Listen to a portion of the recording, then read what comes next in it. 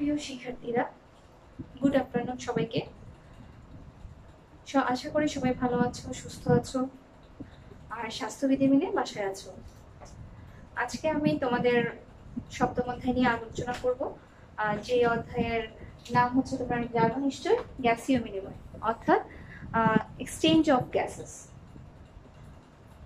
প্রায় 7 মাস পর, সেই মার্চের 17 তারিখ আমাদের কোভিড-19 কারণে স্কুলগুলো সব বন্ধ হয়ে যায়। সো আমরা প্রায় 6-7 মাস পরে তোমাদের সাথে আমার দেখা হচ্ছে রেকর্ডেড ক্লাসের মাধ্যমে। কিছুদিন পর, হয়তো 2 সপ্তাহ বা 2-3টা ক্লাস নেওয়ার পরে আমরা আবার ভার্চুয়াল ক্লাসে যাব জুমের মাধ্যমে। তখন আমরা ডিরেক্টলি কন্ট্যাক্ট করতে পারবো। সো তোমাদের সাথে তোমরা কি করবে, আমি যখন পড়াবো এই চ্যাপ্টারটা, তো আজকে চেষ্টা করব পুরোটা চ্যাপ্টার সম্পর্কে একটা ধারণা দেওয়ার জন্য, এবং এখান থেকে কি ধরনের কোয়েশ্চেন হতে পারে, জ্ঞানমূলক, অনুধাবনমূলক, তারপর প্রয়োগমূলক কিংবা উচ্চতর দক্ষতা, এই ধরনের কিছু কোয়েশ্চেন দিব আমার ক্লাসের শেষের দিকে। তোমাদের কিছু কোয়েশ্চেন সম্পর্কে আইডিয়া দিব, সিকিউ কোয়েশ্চেন, এমসিকিউ কোয়েশ্চেন, এই ধরনের কিছু কোয়েশ্চেন সম্পর্কে তোমাদেরকে আইডিয়া দিব। আর তোমরা কি করবে, কমেন্ট বক্সে আমাকে চেষ্টা করবে সেগুলো রিপ্লাই করতে। যে আমি হোমওয়ার্কের মতো করে দিব, তোমরা সেগুলো আমাকে কমেন্ট বক্সে রিপ্লাই করবে। তাহলে আমরা শুরু করি, আজকে ক্লাসটা শুরু করছি। প্রথমেই হচ্ছে কি, গ্যাসীয় এক্সচেঞ্জ, গ্যাসীয় বিনিময় যেটা বুঝি আমরা, অর্থাৎ পরিবেশ থেকে আমরা যে অক্সিজেন এবং কার্বন ডাইঅক্সাইডটা গ্রহণ করছি, সেটা যে বিনিময় আমাদের শরীরের মধ্যে ঘটে, সেটাই হচ্ছে কি গ্যাসীয় বিনিময় বা এক্সচেঞ্জ অফ গ্যাসেস। এক্ষেত্রে উদ্ভিদ এবং প্রাণী সরাসরি কিন্তু একে অপরের উপর নির্ভরশীল। যেমন ধরো, আমরা এখানে লিখি প্রাণী, অর্থাৎ হচ্ছে মানুষ কিংবা যে কোনো একটা অ্যানিমাল আর কি। আর এদিকে থাকলো উদ্ভিদ, অর্থাৎ গাছপালা। বিভিন্ন ধরনের গাছ আমাদের উদ্ভিদের মধ্যে রয়েছে।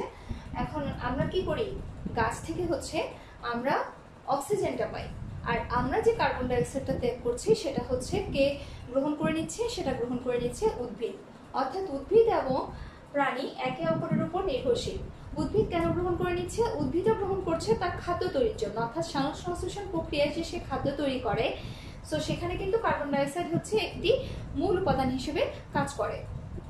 অর্থাৎ আমরা তো জানি শ্বসন প্রক্রিয়ায় যে খাদ্যটা তৈরি হচ্ছে, সালোকসংশ্লেষণ প্রক্রিয়ায় যে খাদ্যটা তৈরি হচ্ছে, সেখানে কার্বন ডাইঅক্সাইড হচ্ছে একটি মূল উপাদান। আমাদের সালোকসংশ্লেষণ প্রক্রিয়ার বিক্রিয়াটা আমরা নিশ্চয়ই জানি সবাই, সেই ক্লাস 6-7 থেকে আমরা পড়ে আসছি।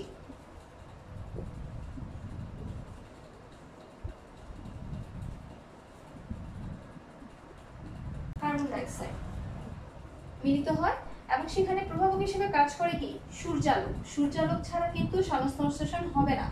আমরা জানি রাতের বেলায় কিন্তু খাদ্য উৎপাদন প্রক্রিয়া অর্থাৎ সালোকসংশ্লেষণ প্রক্রিয়াটা বন্ধ থাকে, যার কারণে আমরা জানি যে রাত্রিবেলা গাছের নিচে ঘুমানো যায় না। এটা কিন্তু একটা রিস্কি হয়ে যায়, যাদের রেসপিরেশনের সমস্যা থাকে অর্থাৎ শ্বাসকষ্টের সমস্যা থাকে, তাদের জন্য কিন্তু রাত্রিবেলা গাছের নিচে ঘুমানো বা বেশিক্ষণ থাকা, স্টে করা কিন্তু বিপজ্জনক। কারণ রাতের বেলা সূর্যালোক থাকে না, যার ফলে কি হয় না, খাদ্য উৎপন্ন হয় না, শুধুমাত্র কার্বন ডাইঅক্সাইডের পরিমাণটা বাড়তে থাকে, অক্সিজেন কিন্তু ওই টাইমে কমে যায়। তো আমরা যেটা বলছিলাম, সালোকসংশ্লেষণ প্রক্রিয়াটা কি, 12 অণু পানি এবং 6 অণু কার্বন ডাইঅক্সাইড, সূর্যালোক এবং ক্লোরোফিল, এই দুটোর উপস্থিতিতে কি তৈরি করে, খাবার তৈরি করে। খাবারটাকে আমরা কি নামে পরিচিত, গ্লুকোজ, অর্থাৎ C6H12O6। এর সাথে থাকবে তোমার আবার 6 অণু অক্সিজেন এবং 6 অণু ওয়াটার, অর্থাৎ পানি। এই যে কার্বন ডাইঅক্সাইড এবং পানি বিক্রিয়া করে গ্লুকোজ তৈরি করলো, এই কাজটা করে কে, উদ্ভিদ। আবার এই গ্লুকোজটা C6H12O6, এই গ্লুকোজটা অক্সিজেনের উপস্থিতিতে ভেঙে আমাদের শরীরে কি করে, এটিপি উৎপন্ন করে, অর্থাৎ শক্তি উৎপন্ন করে। এই শক্তিটা কাজে লাগিয়ে আমরা সারাদিন কি করতে পারি, বিভিন্ন ধরনের কাজ সম্পাদন করতে পারি। তো আমাদের শরীরের জন্য শ্বসন এবং এই যে শ্বসন প্রক্রিয়াটা আমাদের শরীরের জন্য খুব গুরুত্বপূর্ণ একটা প্রক্রিয়া। আমরা মূলত এই শ্বসন নিয়ে এই অধ্যায়ে আলোচনা করব। আমাদের বিভিন্ন শ্বসন অঙ্গ, কিভাবে শ্বাসক্রিয়া হচ্ছে, শ্বসন তন্ত্র, শ্বাস শ্বাস প্রশ্বাসের বিভিন্ন রোগ।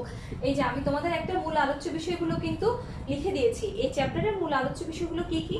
প্রথমে হচ্ছে উদ্ভিদের গ্যাসীয় বিনিময়, এরপর হচ্ছে মানব শ্বসন তন্ত্র। অর্থাৎ মানব শ্বসন তন্ত্র মানে আমাদের শ্বসন তন্ত্রের কি কি অঙ্গ রয়েছে। তন্ত্র বলতে আমরা কি বুঝি? যখন অনেকগুলো অঙ্গের সমাহার। আমরা শ্বসন একটা অঙ্গ দিয়ে কিন্তু চালাতে পারবো না, অনেকগুলো অঙ্গের মাধ্যমে আমাদের এই পুরো রেসপিরেশনের কাজটা চলতে থাকে।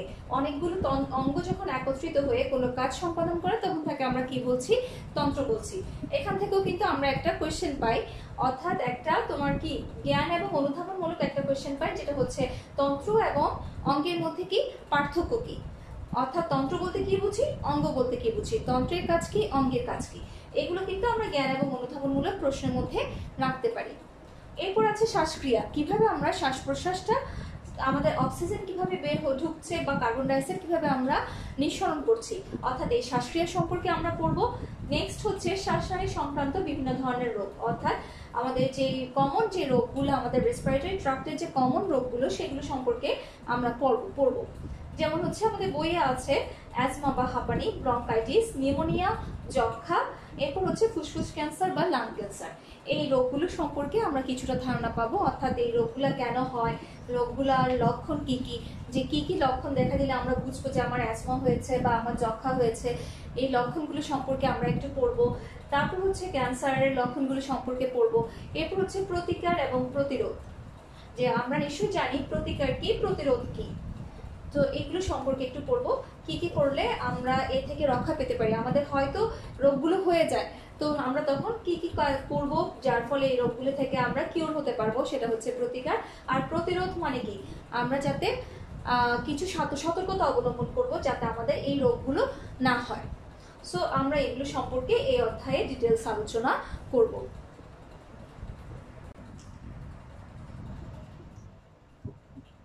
আমরা মূলত উদ্ভিদের গ্যাসীয় বিনিময় তো কিছুটা হলেও বুঝতে পেরেছি, যে গ্যাসীয় বিনিময় বলতে আমরা কি বুঝছি, অক্সিজেন এবং কার্বন ডাইঅক্সাইডের বিনিময়। এখন আমরা চলে যাব হচ্ছে মানব শ্বসন তন্ত্রে। মানব শ্বসন তন্ত্রের কি কি অঙ্গাণু আছে সেগুলো সম্পর্কে আমরা এখন পড়ব। শ্বসন হচ্ছে কয় প্রকার? শ্বসন হলো দুই প্রকার, আমরা জানি শ্বসন হচ্ছে দুই প্রকার। কি কি?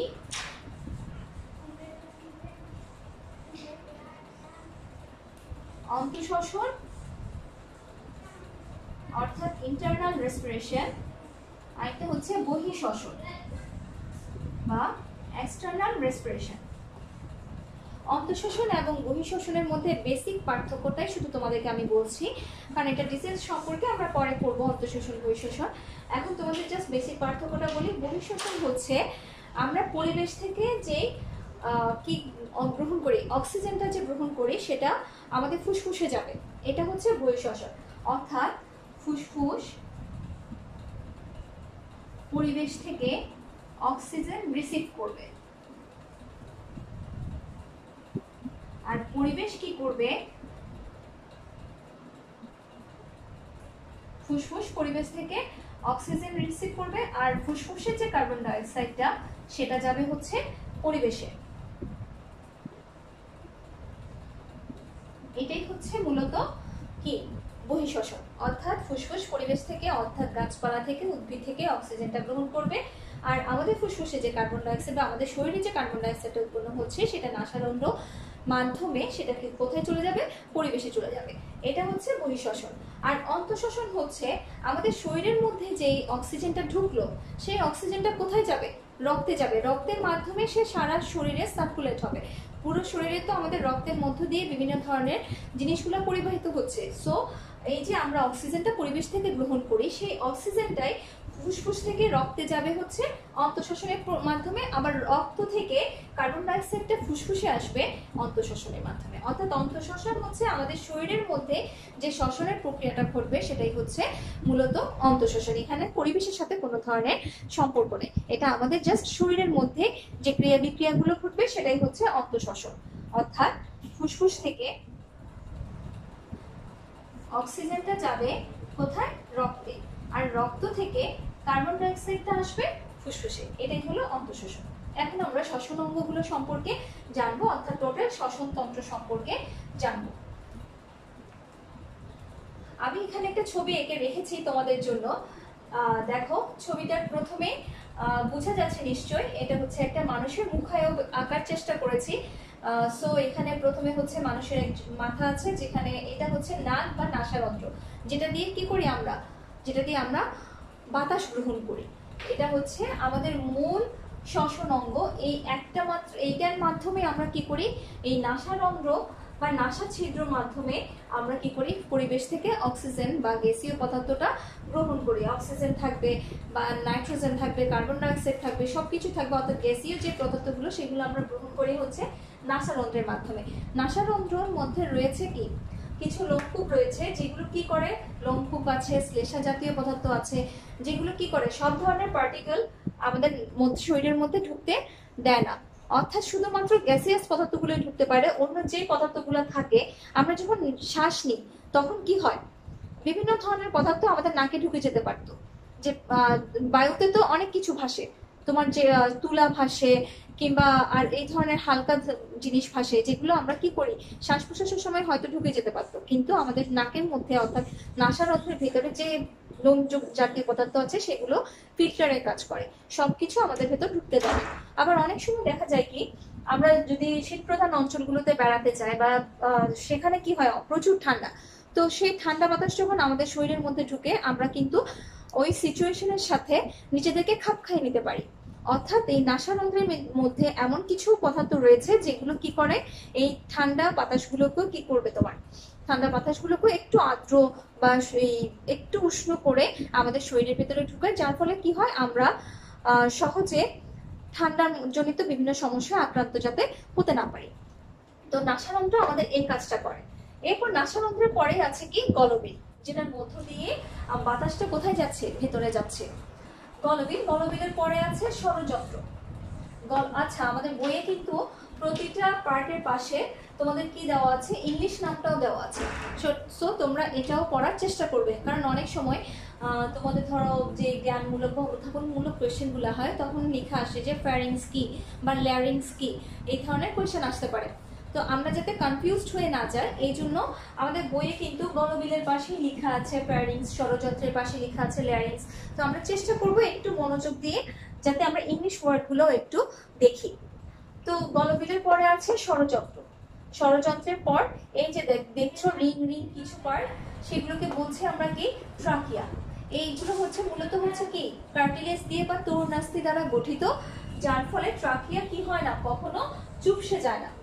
আমাদের একটা কোয়েশ্চেন আসতে পারে অনুধাবনমূলক বা জ্ঞানমূলক, একটা 2 নম্বরের জন্য বা 1 নম্বরের জন্য একটা কোয়েশ্চেন আসতে পারে যে ট্রাকিয়া কেন কখনো চুপসে যায় না। কারণ ট্রাকিয়া হচ্ছে তোমার স্পঞ্জের মতো বা তরুণাস্থি দিয়ে গঠিত এক ধরনের কি বলবো, তরুণাস্থি দ্বারা গঠিত, যার কারণে ট্রাকিয়া চুপসে যায় না। নেক্সট হচ্ছে ট্রাকিয়ার পরে এই দেখো এভাবে যখন আসলো, ট্রাকিয়াটা নিচে দুইটা ভাগে বিভক্ত হয়ে গেল। এই যে এখানে একটা ব্রাঞ্চ, এখানে একটা ব্রাঞ্চ, তোমরা নিশ্চয়ই দেখতে পাচ্ছ ট্রাকিয়াটা 2 ভাগে বিভক্ত হয়ে গেল। এই যে 2 ভাগে বিভক্ত হয়ে দুটি ফুসফুসে চলে গেল, একটা হচ্ছে ডান ফুসফুস, একটা বাম ফুসফুস। আমাদের তো দুটি ফুসফুস রয়েছে, তো ট্রাকিয়াটা বিভক্ত হয়ে এই যে নালিকা আকারে দুটি ফুসফুসে চলে গেল। ডান ফুসফুসে যখন গেল তখন সেটাকে আমরা বলছি ডান ব্রঙ্কাস।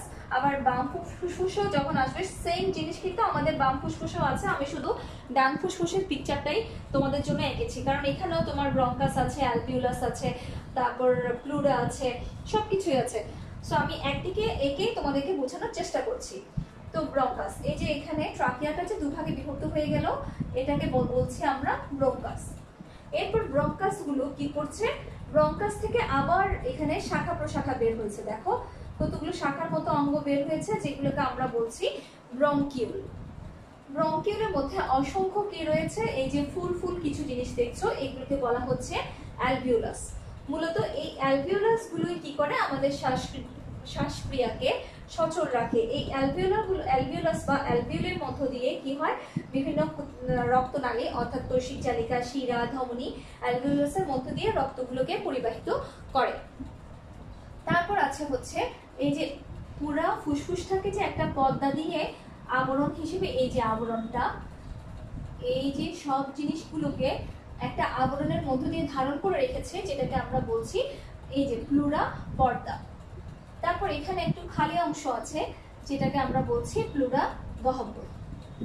তারপর সেম জিনিস কিন্তু আমাদের এখানে বাম ফুসফুসেও আছে।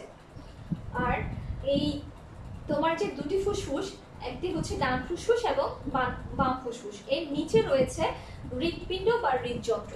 এটা আমি মাঝখান বরাবর রেখেছি, কিন্তু এটা মূলত থাকে হচ্ছে বাম ফুসফুসের নিচে, একটু বাম দিক করে থাকে, যার কারণে বাম ফুসফুসের আয়তনটা কিন্তু ডান ফুসফুসের আয়তনের চাইতে একটু কম। অর্থাৎ জায়গাটা একটু বেশি, একটু জায়গা তো আমাদের লেগে যাচ্ছে হৃদযন্ত্র বা হৃৎপিণ্ডের জন্য, যার কারণে এটার আয়তনটা অর্থাৎ বাম ফুসফুসের আয়তনটা একটু কম হয়। তারপর আমরা চলে যাচ্ছি কিসের মধ্যচ্ছদা। এখানে যে লিখলাম ছাতার মতো একটা অংশ, এই যে দেখো এটা হচ্ছে কি আমব্রেলা টাইপ বা ছাতার মতো একটা অংশ, যেটা হচ্ছে মধ্যচ্ছদা বা ডায়াফ্রাম নামে পরিচিত। মধ্যচ্ছদাও কিন্তু মধ্যচ্ছদার সংকোচন এবং প্রসারণের মাধ্যমে আমাদের শ্বাসক্রিয়াটা হয়ে থাকে। মধ্যচ্ছদা যখন সংকুচিত হয় তখন কি হয়, মধ্যচ্ছদা যখন সংকুচিত হয় তখন কি হয়,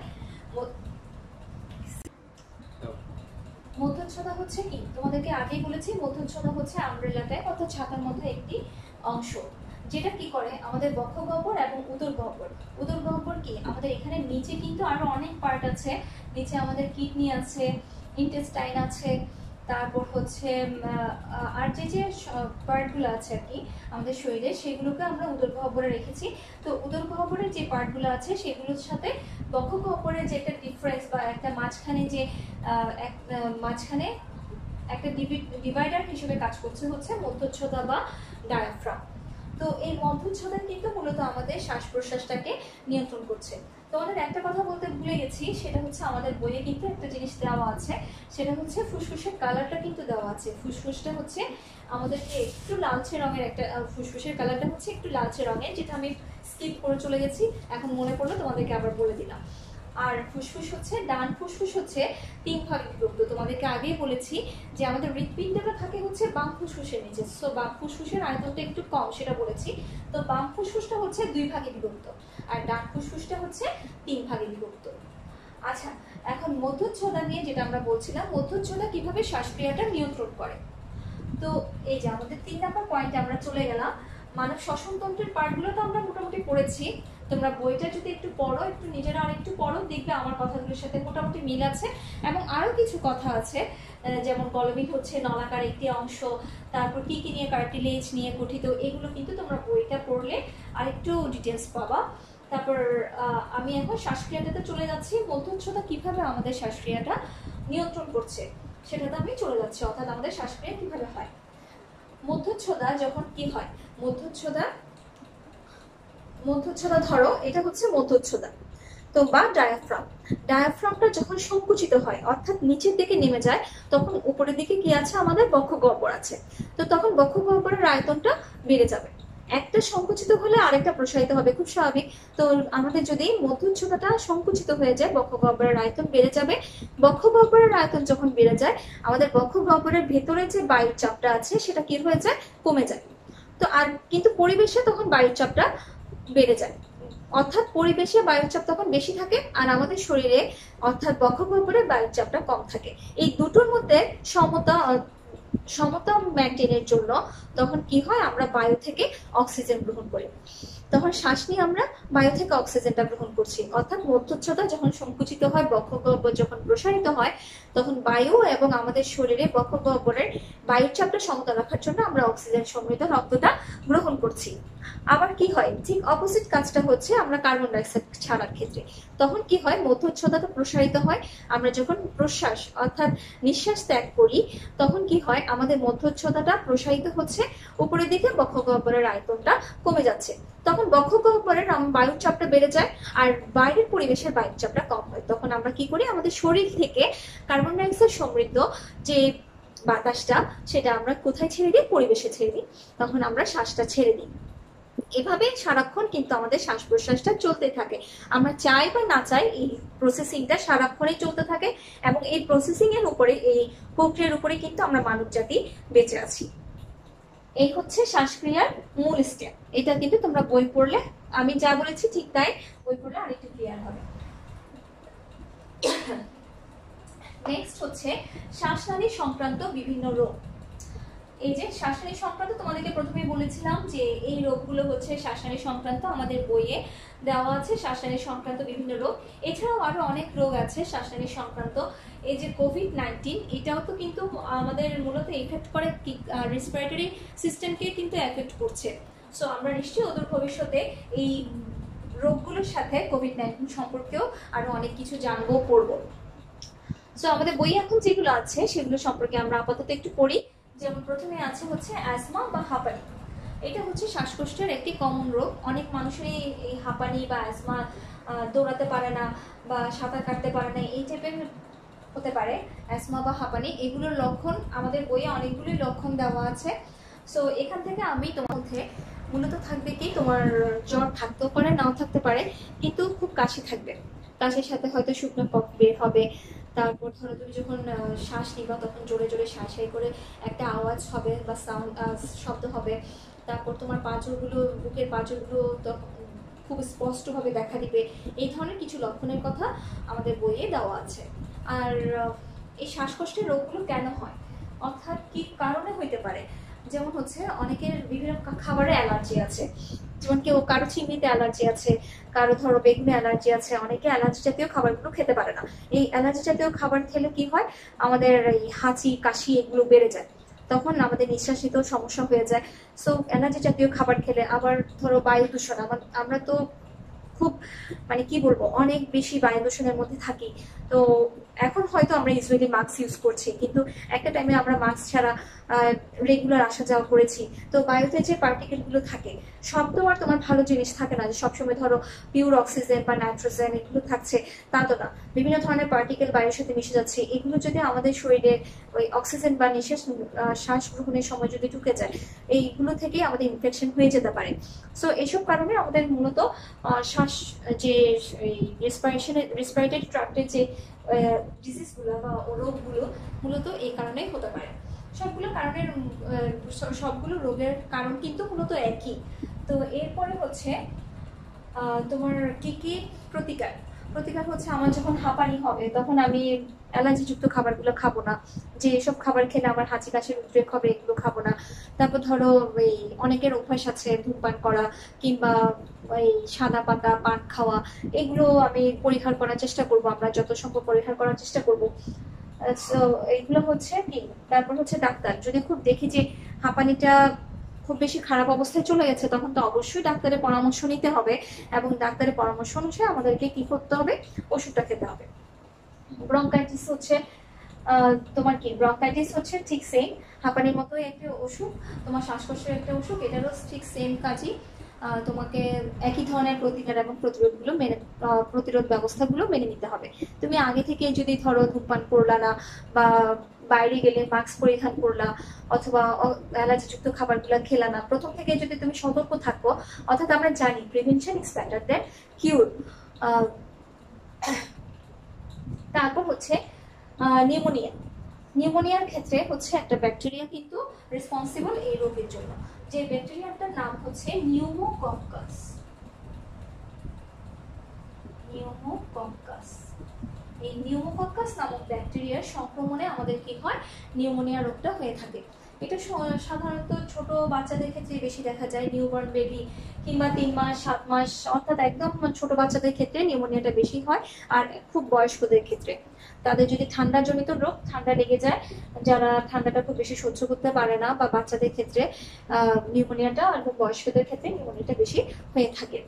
নিউমোনিয়ার ক্ষেত্রে আমরা সেম কিছু লক্ষণ আমরা দেখব, যে খুব বেশি কি থাকবে, কাশি থাকবে, জোরে জোরে নিঃশ্বাস নিবে, একই ধরনেরই মূলত লক্ষণগুলো। জ্বর থাকবে বা থাকবে না, বাচ্চাদের ক্ষেত্রে তো কিছু একটা হলেই জ্বর হয়ে যায়, টেম্পারেচারটা বেড়ে যায়। সো এগুলো হচ্ছে নিউমোনিয়া রোগের লক্ষণ। আমরা কি করব, বাচ্চাদেরকে যখন নিউমোনিয়া হবে বাসায় বসে না থেকে সরাসরি ডাক্তারের পরামর্শ নিব, বয়স্কদের ক্ষেত্রেও ঠিক সেম, এবং ডাক্তারের পরামর্শ অনুসারে আমরা ওষুধ সেবন করব।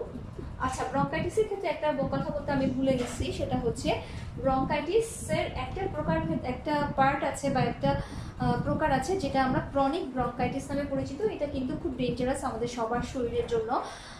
যখন আমরা দেখব টানা 3 মাস কি হচ্ছে, কাশি হচ্ছে, কাশির সাথে কফ বের হচ্ছে, এবং পরপর 2 বছর সেম একই রোগ পরপর 2 বছর পর দেখা দিচ্ছে, পরপর 2 বছর পর টানা 3 মাস কাশি হচ্ছে, কাশির সাথে কফ বের হচ্ছে, তখন কিন্তু আমরা ধরে নিব যে ওই ব্যক্তি ক্রনিক ব্রঙ্কাইটিস দ্বারা আক্রান্ত হয়েছে। সো তোমরা এটা মাথায় রাখবে, ক্রনিক ব্রঙ্কাইটিস কি বা ক্রনিক ব্রঙ্কাইটিস হলে কি হয়, এগুলো সম্পর্কে তোমরা একটু ধারণা রাখবে। তারপর হচ্ছে যক্ষা, টিউবারকুলোসিস। যক্ষাও কিন্তু কি একটা ব্যাকটেরিয়া সংক্রমণে হয়ে থাকে, যেটাকে আমরা বলছি মাইকো ব্যাকটেরিয়াম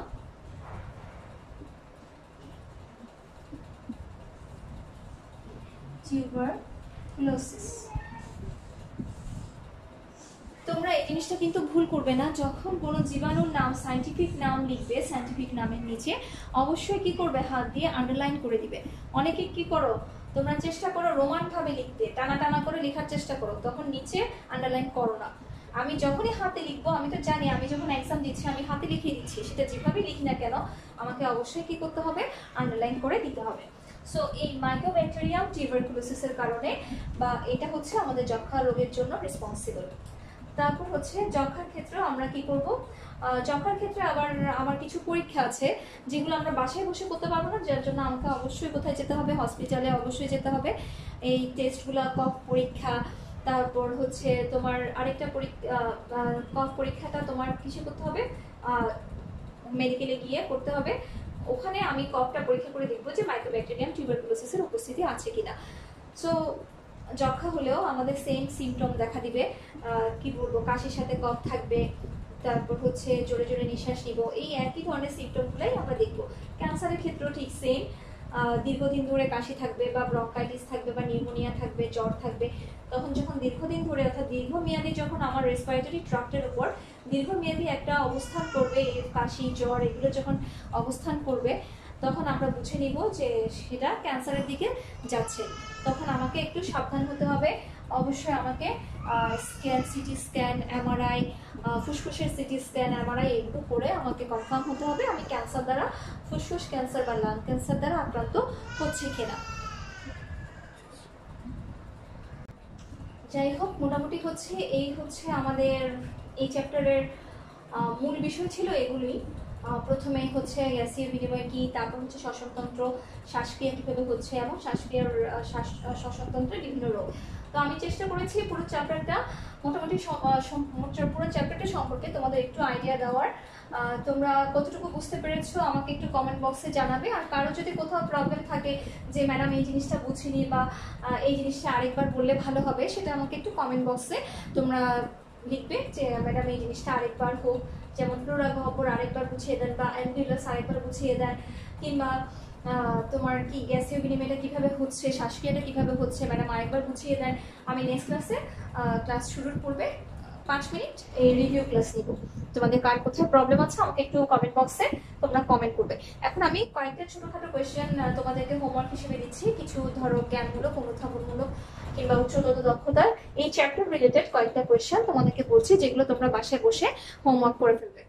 প্রথমে হচ্ছে কি, শ্বসন কাকে বলে, সালোক সংশ্লেষণ কাকে বলে বা শ্বসন কি, তারপর হচ্ছে শ্বসন কত প্রকার, অন্তঃশ্বসন, বহিঃশ্বসন, অন্তঃশ্বসন এবং বহিঃশ্বসনের মধ্যে পার্থক্য কি, তারপর হচ্ছে এই যে এই তোমার অঙ্গগুলো গলবিলের কাজ কি, যেমন হচ্ছে শ্বাসক্রিয়ায় বা শ্বসন তন্ত্রের যে গলবিল কি কাজে অংশগ্রহণ করে বা অ্যালভিউলাস কি কাজ করে, তারপর হচ্ছে মধ্যচ্ছদার কাজ কি বা মধ্যচ্ছদা কি, তারপর হচ্ছে তোমাদেরকে বললাম যে কেন ট্রাকিয়া কেন চুপসে যায় না, তারপর রাত্রিবেলা কেন গাছের নিচে ঘুমানো যাবে না, এই ধরনের কোয়েশ্চেনগুলা।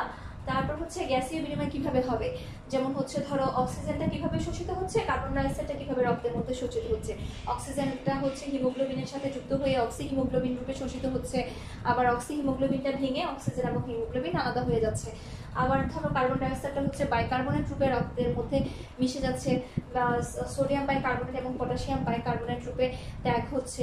সো এগুলো গ্যাসীয় বিনিময়গুলো কিভাবে হচ্ছে। তারপর হচ্ছে তোমাদের যে উচ্চতর দক্ষতার যে কোয়েশ্চেন বা প্রয়োগের যে কোয়েশ্চেন, একটি শ্বসন মানবদেহের শ্বসনতন্ত্রে একে এর বিভিন্ন অংশ আইডেন্টিফাই করে দাও। তারপর হচ্ছে শ্বাসক্রিয়া কিভাবে হয় চিত্রের সাহায্যে বুঝিয়ে দাও, এই ধরনের কোয়েশ্চেন।